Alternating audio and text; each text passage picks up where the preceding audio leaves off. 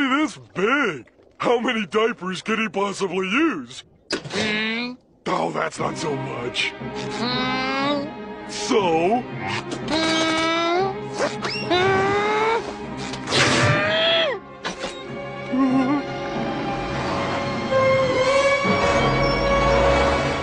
I had no idea. What kind of father am I?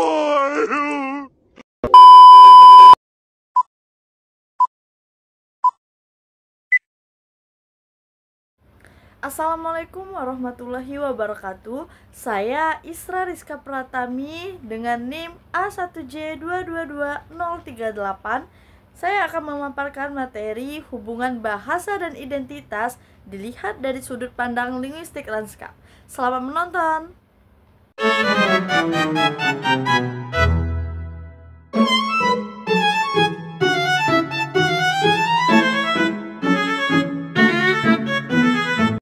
Bahasa adalah salah satu aspek paling penting dalam kehidupan manusia, bukan hanya sebagai alat komunikasi tetapi juga sebagai pembentuk dan penanda identitas.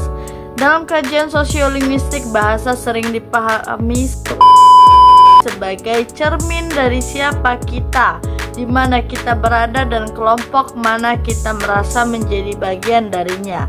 Salah satu pendekatan yang menarik untuk memahami hubungan antara bahasa dan identitas adalah melalui linguistik lanskap. Linguistik lanskap adalah studi tentang bahasa-bahasa yang muncul di ruang publik, seperti pada papan nama jalan, baliho, spanduk, kriklep, tanda petunjuk, hingga grafiti. Kehadiran bahasa-bahasa di ruang publik bukanlah suatu yang netral. Ia mengandung makna sosial, politik, dan ideologis yang mencerminkan identitas individu maupun kolektif masyarakat di sekitarnya.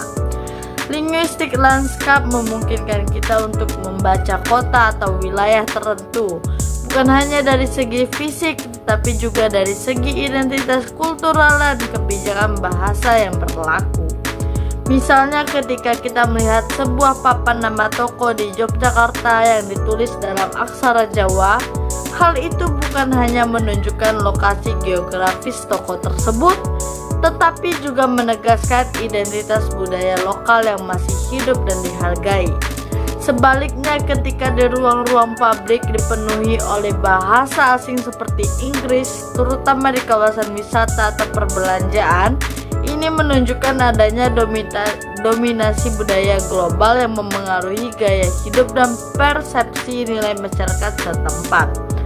Bahasa sangat erat kaitannya dengan identitas, baik itu identitas pribadi, etnik, regional maupun nasional. Pemilihan bahasa dalam ruang publik mencerminkan bagaimana suatu kelompok ingin dilihat atau diakui.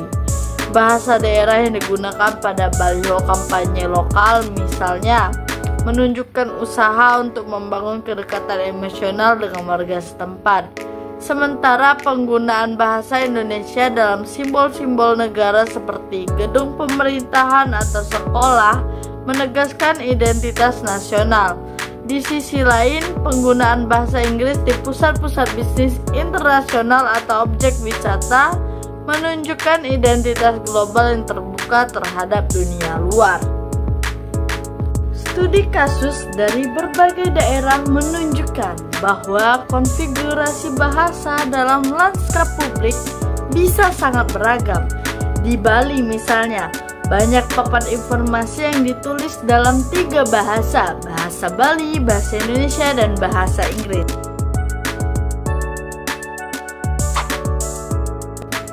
Hal ini mencerminkan 3 identitas yang hidup berdampingan, lokal, nasional, dan global. Bahasa Bali digunakan untuk menegaskan jati diri budaya daerah, bahasa Indonesia sebagai bahasa resmi negara, dan bahasa Inggris untuk menjangkau wisatawan asing.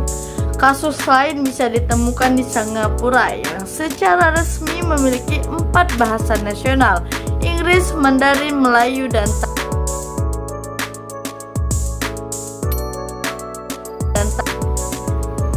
Di ruang publik Singapura, keempat bahasa ini sering ditampilkan bersama dalam papan petunjuk atau iklan pemerintah yang mencerminkan keberagaman etnis dan upaya negara dalam membangun identitas inklusif.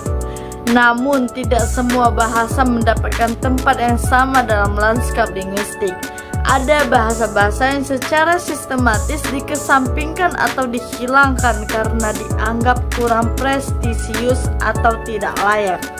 Hal ini menunjukkan bahwa ruang publik juga merupakan arena perebutan makna dan kekuasaan simbolik.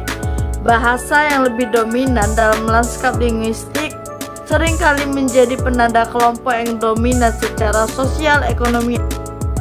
Sementara itu, bahasa yang termarginalisasi mencerminkan posisi sosial pemiliknya yang juga terpinggirkan. Misalnya di beberapa daerah di Indonesia, bahasa daerah mulai jarang muncul di ruang publik, tergantikan oleh bahasa Indonesia atau bahkan bahasa Inggris. Hal ini bisa dibaca sebagai gejala pergeseran identitas kolektif masyarakat yang mulai menjauh dari akar lokalnya.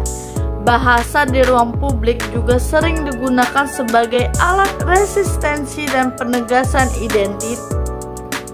Misalnya, penggunaan bahasa daerah di papan-papan protes atau mural komunitas menjadi cara untuk menyuarakan identitas yang selama ini ditekan dan tidak diakui oleh kekuasaan dominan.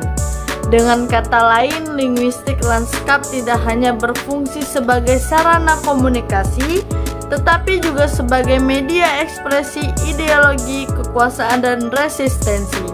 Bahasa bukan hanya tentang kata, tetapi tentang siapa yang punya suara, siapa yang didengar, dan siapa yang Dalam konteks Indonesia yang multibahasa dan multikultural, studi linguistik lanskap sangat penting untuk memahami dinamika identitas dalam ruang publik. Pemerintah melalui berbagai kebijakan bahasa sebenarnya memiliki peran besar dalam membentuk lanskap linguistik. Misalnya, Undang-Undang Nomor 24 Tahun 2009 tentang Bendera, Bahasa, dan Lambang Negara mengharuskan penggunaan bahasa Indonesia dalam semua dokumen dan papan resmi.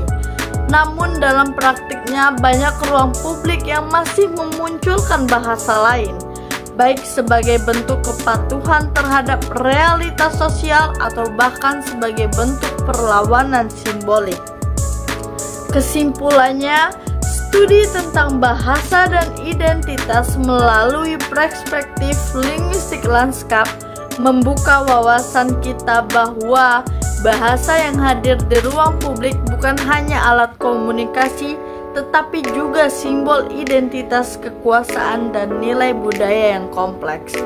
Bahasa yang kita lihat di jalan, di toko, atau di baliho mencerminkan siapa kita, apa yang kita hargai, dan bagaimana kita ingin dikenal. Oleh karena itu, penting bagi kita untuk lebih sadar terhadap keberadaan dan keberagaman bahasa dalam ruang publik, serta mendukung pelestarian identitas lokal tanpa menutup diri terhadap perkembangan global.